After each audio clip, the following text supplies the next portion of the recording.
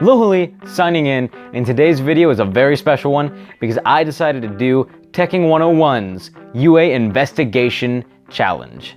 That's right, after combing dozens of forums, hundreds of chapters, and a few hours of YouTube videos, I think I have eliminated all the non-suspects and come up with the most likely traitor.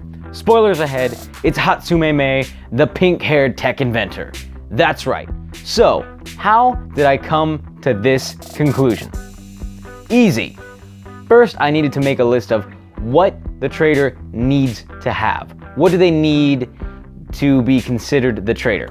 First, they need to have some form of minor character development, meaning that we know a little bit of their background and of their motivations, but not so much that they had an inner monologue stating that they were either looking for a traitor or that they were a true hero, meaning that every single time that they were talking to themselves, their actions were for the greater good.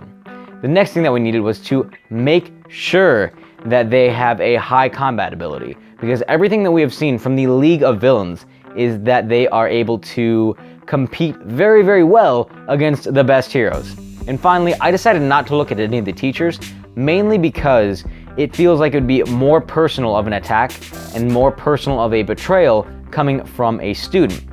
This coupled with the fact that we have seen how Stain affected different students, but we have never seen how the League of Villains has actually influenced anybody in the student body. All of this got me thinking, it wouldn't be somebody from Class B because we haven't been introduced to them.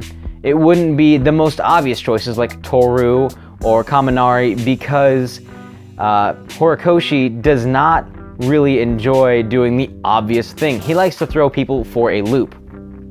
So after, like I said, coming through hundreds of chapters, I came across Hatsume Mei. Like I said, she was the tech genius. We were first introduced to her in volume number 4 of the manga. In fact, I believe it was chapter number 26 and 27. We start to get an in-depth look at what her abilities are. Her main goal in life is to create tech that is given out to the world. She's never said who she wants to create tech for, she just says that she wants to use it. The only time that somebody has actually specified that she wants to use her tech for good, it was not her. It was her teacher, Power Loader, who said that she wanted to use it for the greater good. So this, again, is not an inner monologue, but we are beginning to see that she has great ambitions. She wants to be the very best, like no one ever was. She is a Pokemon trainer. Sorry, off topic. That's my bad.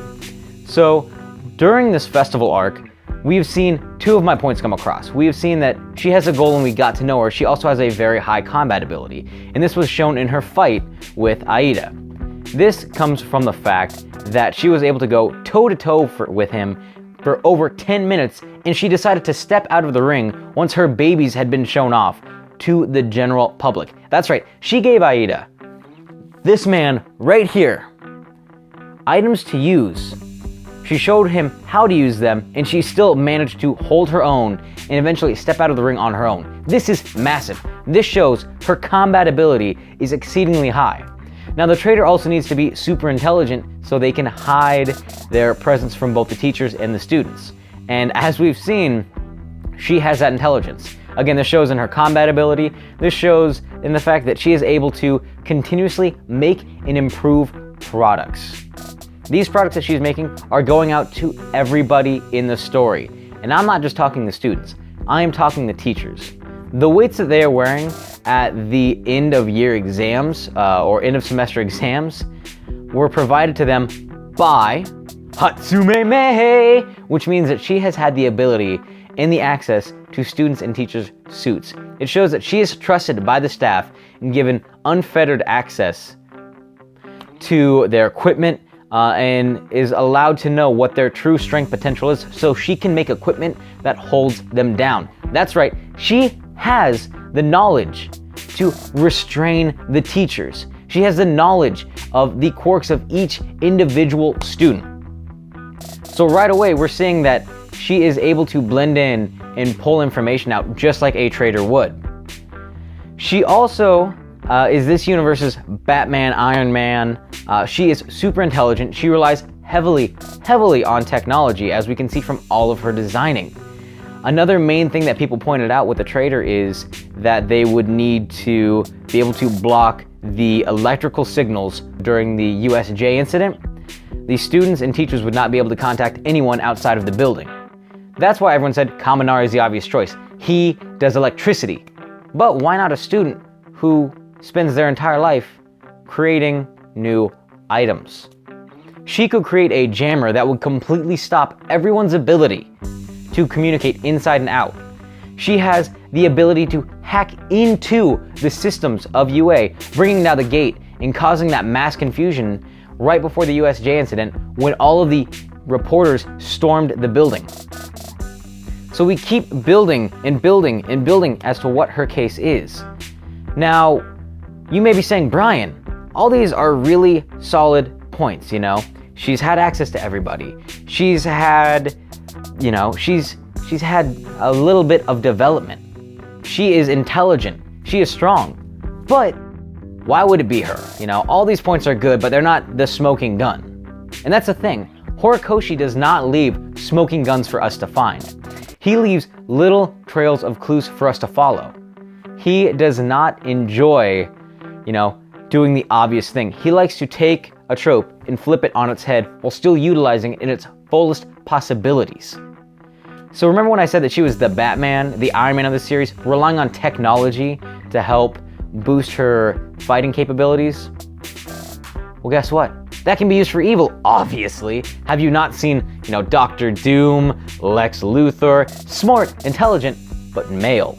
This is taking a genius trope and turning it on its head. We're having the pink-haired female. By the way, there's a pink-haired good girl, so why wouldn't we have a pink-haired bad girl in this series? And flipping it on its head.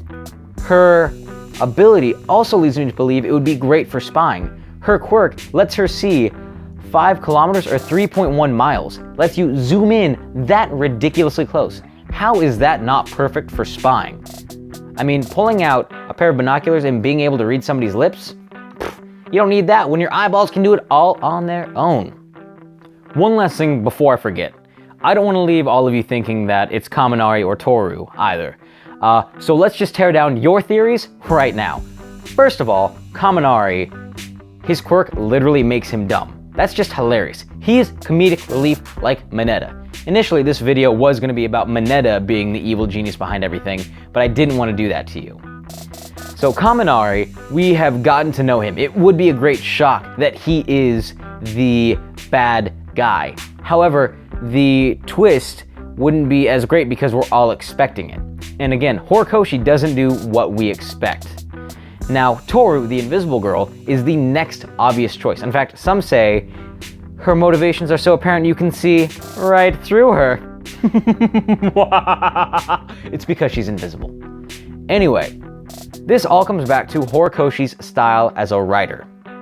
Toru is the obvious choice as the UA Traitor because she is invisible. No one can see what she's doing. However, we have not gotten a solid background about her. We don't know what her motivations to be a hero are. We don't know, you know, what her favorite foods are. We know literally nothing about her other than the fact that she wears gloves as part of her uniform. She's naked underneath all of that. Naked. Horikoshi wouldn't leave such an obvious clue for us and go, yep, definitely her. He would make it so that it was somebody else. Again, Hatsume Mei, we all know about her. We all don't expect her until now. So, what do you think of this theory? Do you think that Hatsume Mei, the pink-haired evil genius, is actually the traitor? Or do you think it's some lame theory like Kaminari? Let me know in the comments down below. Don't forget to like and subscribe. And as always, it's your boy Lohali, signing out.